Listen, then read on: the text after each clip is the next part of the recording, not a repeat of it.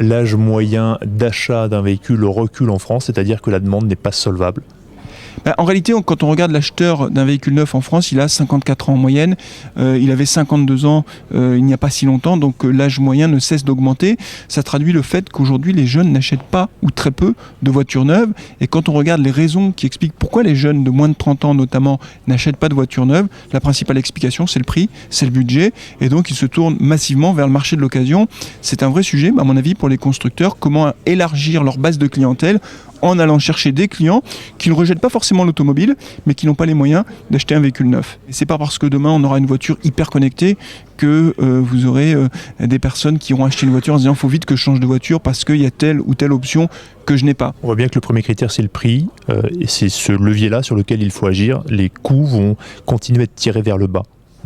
Le prix est le critère numéro 1, incontestablement. Alors ça ne veut pas dire que la marque n'a pas d'importance, ça ne veut pas dire que le design d'une voiture ne compte pas, mais quand on met réellement en tension, c'est effectivement le prix qui est le sujet le plus important. D'ailleurs, quand on regarde ce qui s'est passé sur ces dernières années, quand l'État a mis en place une prime à la casse de 1 000 euros, 1 000 euros. On a vendu en 2 ans 600 000 voitures de plus. Aujourd'hui, il faudrait une nouvelle prime à la casse gouvernementale pour relancer le marché, selon vous, en France ? Non, parce que la prime à la casse, elle s'était imposée au moment où le marché s'effondrait. Aujourd'hui, on n'est pas du tout dans le même contexte. On est dans un contexte de reprise modérée, mais de reprise quand même. Et puis surtout, d'ailleurs, quand on met une prime à la casse, on a toujours le contre-coup qui arrive l'année qui suit l'arrêt de cette prime à la casse. Donc non, ce ne serait pas une bonne idée aujourd'hui. Dernière question. Le parc automobile vieillit en Europe.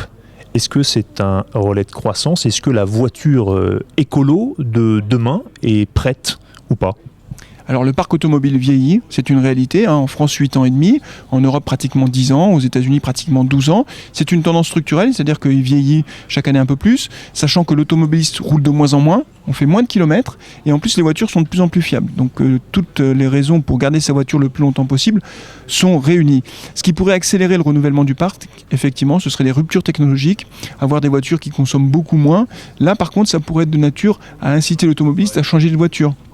Si on prend un exemple simple, quelqu'un qui a une voiture qui a 10 ou 12 ans, qui consomme 8 à 10 litres au 100, si demain on lui propose un modèle qui consomme 2 litres au 100, puisque les constructeurs en parlent beaucoup, évidemment qu'il regardera ce nouveau modèle avec un regard tout à fait particulier. Les constructeurs travaillent beaucoup, investissent beaucoup pour réduire la consommation de carburant des voitures. C'est un enjeu stratégique, ils travaillent sur plein de pistes.